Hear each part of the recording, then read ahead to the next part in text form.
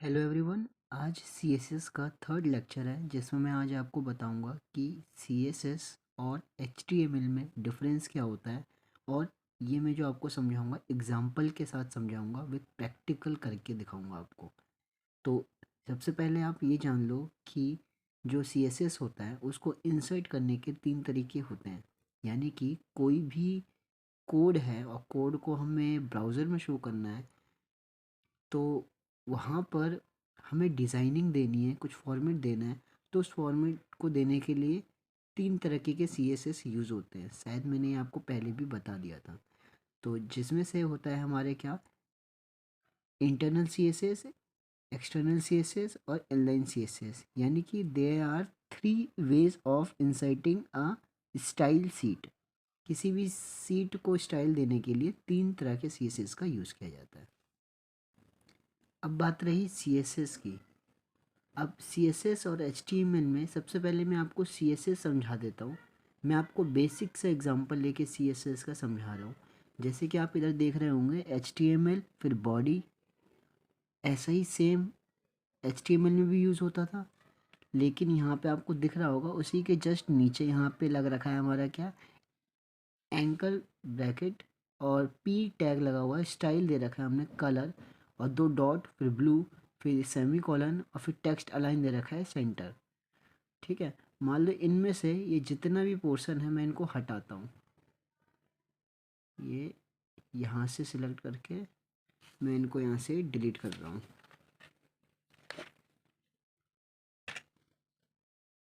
और जो ये टेक्स्ट अलाइन है इसको भी मैं यहाँ से हटा रहा हूँ।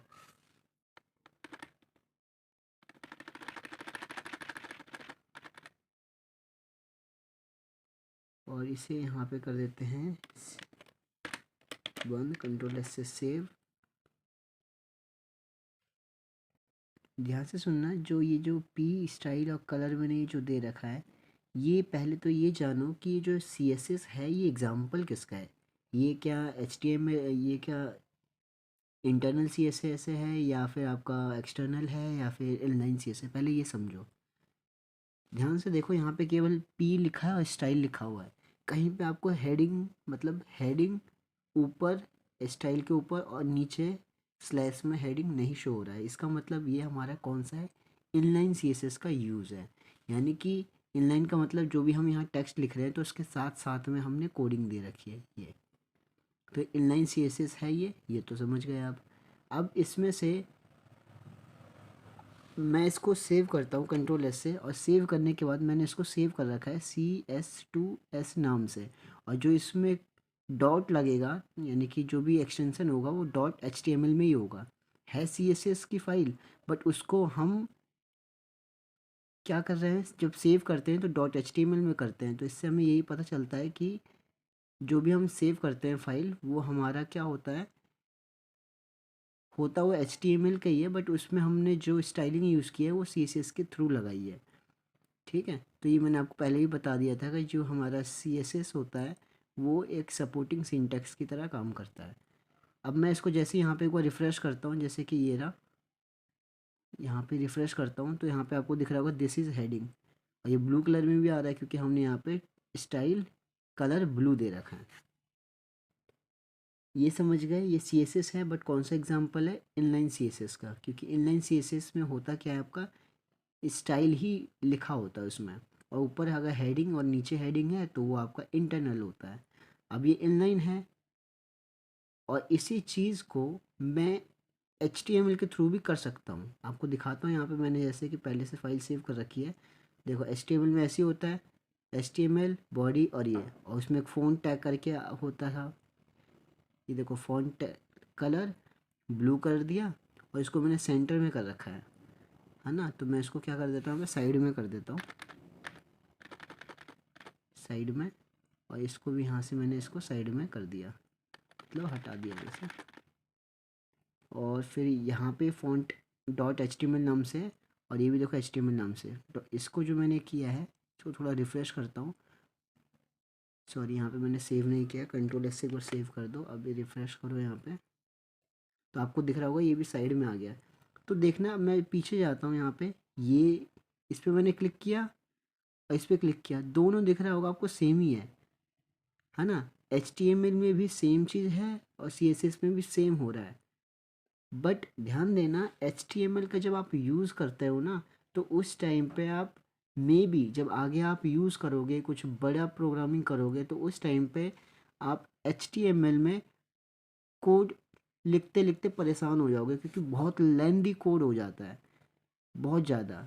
CSS में क्या होता है, हम कम कोड यूज़ करके और काफ़ी बेटर फॉर्म में अट्रैक्टिव दिखा सकते हैं। और बात रही HTML में, HTML में टाइम ज़्यादा जाता है और इसमें हमारा टाइम लेस होता है।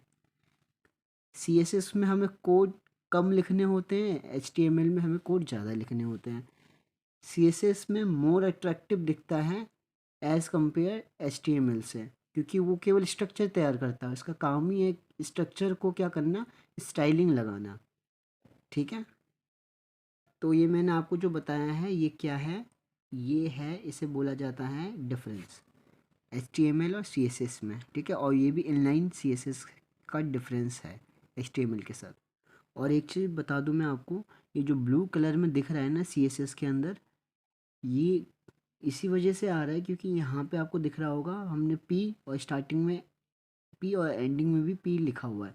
इसका मतलब ये होता है कि आपको CSS में कंपलसरी होता है यहाँ पे कोई ना कोई टैग लिखना, और उसके अंदर आप काम कर पाओगे। अगर मान लो मैं इसे हटा देता हूँ ना यहाँ से, जैसे यहाँ पे क्लिक किया और इसको मैं यहाँ से हटा दिया, यहाँ से हटा दिया, और फिर मैंने यहाँ से भी मान लो इसको हटा दिया, और फिर मैं इसे कंट्रोल S से सेव करता हूँ और फिर यहाँ पे वो रिफ़्रेश करता हूँ,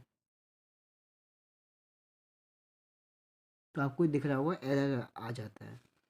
तो यानी कि आपको यहाँ पे कुछ ना कुछ लगाना ही होगा, कोई ना कोई सा टैग। जैसे अगर मैं यहाँ पे H1 डाल देता हूँ, यहाँ पे मैं H1 लिख दिया, कंट्रोल S से सेव कर दिया, रिफ़्रेश करता हूँ, तो यहाँ पे दिख रहा होगा आपको दिस इज़ हेडिंग। बट आपको दिख रहे होंगे ये जितने कलर फॉर्म में आ जाते हैं, थोड़ा डार्क मोड पे आ जाते हैं। चाहे मैं कोई सा भी हेडिंग लगाऊँ, चाहे H1 लगाऊँ, H2, H3, H4, कोई सा भी लगाऊँ, वो हेडिंग टैग है तो हेडिंग के फॉर्म में ही शो होगा। इसीलिए जब भी हमें काम नॉर्मल फॉर्म में शो करना होता है, इसीलिए हम P टैग का यूज़ करते हैं। तो कोई ना कोई तो टैग होना चाहिए, क्योंकि बिना टैग के तो CSS यूज़ ही नहीं होगा, तो हमें यहाँ पे कुछ ना कुछ लगाना पड़ेगा, यानी कोई ना कोई सा टैग लगाना पड़ेगा, जो कि हम P लगाते हैं। P से होता है पैराग्राफ टैग। फिर से कर देते हैं यहाँ से कंट्रोल S से सेव, यहाँ पे एक बार रिफ्रेश करते हैं, ये हमारा काम भी हो गया, कलर भी यूज़ हो गया और टैग भी लग गया एक। तो ये होता है कंप्लीट डिफरेंस CSS और HTML का। Thank you.